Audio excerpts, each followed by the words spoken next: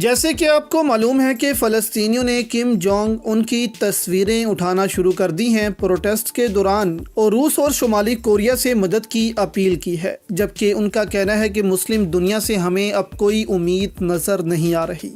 اب رات گئے شمالی کوریا کے صدر کا پھر سے بیان آ گیا ہے فلسطین پر۔ ساتھ آپ کو بتائیں گے کہ چین نے 6 جنگی بحری جہاز بھیجنے کے بعد اب کس کو مڈل ایسٹ بھیج ڈالا ہے۔ شمالی کوریا کے supreme leader Kim Jong Un کا کہنا ہے کہ اسرائیل فلسطین تنازع کا مکمل طور پر ذمہ دار امریکہ کو ہم سمجھتے ہیں۔ مشرق وسطی کا تنازع ایک المیہ تھا جو مکمل طور پر امریکہ نے پیدا کیا تھا۔ امریکہ نے اس تنازع میں صرف اسرائیل کا ساتھ دیا۔ امریکہ نے اسرائیل کی فلسطینی علاقوں پر اس کے غیر قانونی قبضے، مسلسل مسلح حملوں، شہریوں کی ہلاکتوں اور یہودی بستیوں کی توسیع پر آنکھیں بند کر رکھی ہیں۔ مشرق وسطی کی صورتحال میں امریکہ سر فہرست ہے۔ امریکہ کی جانبدارانہ اور جان بوجھ کر رخصانی کی وجہ سے مشرق وسطی میں قتل و غارت کی ایک بڑی جنگ شدت اختیار کر رہی ہے۔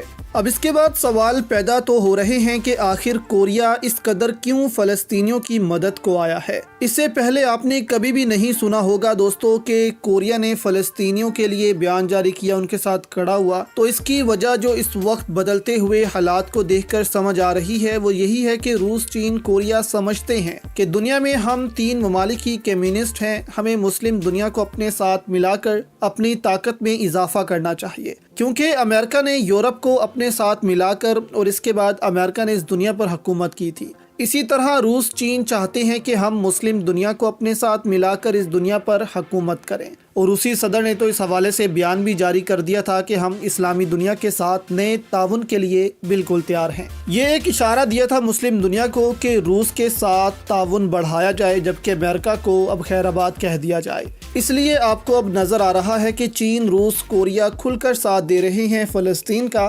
دوسری جانب خبریں آ رہی ہیں کہ چین کے اسپیشل انوائے قطر پہنچے ہیں اور وہاں انہوں نے ملاقاتیں شروع کر دی ہیں۔ اب قطر میں حماس کا دفتر بھی ہے، پھر اسماعیل ہانیہ جو حماس کے لیڈر ہیں وہ بھی وہیں پر موجود ہوتے ہیں، تو ان سے ملاقات کی بھی امید ظاہر کی جا رہی ہے۔ اس کے بعد چینی انوائے نے سعودی عرب، ایران، مصر، ان ممالک کے بھی دورے کرنے ہیں تاکہ اس مسئلے کو حل کیا جائے، اور چین صرف یہی چاہتا ہے کہ بنا کسی جنگ کے فلسطین کے لیے ایک ریاست قائم کر دی جائے جہاں پر فلسطینی آزاد اپنے ملک میں رہ سکے۔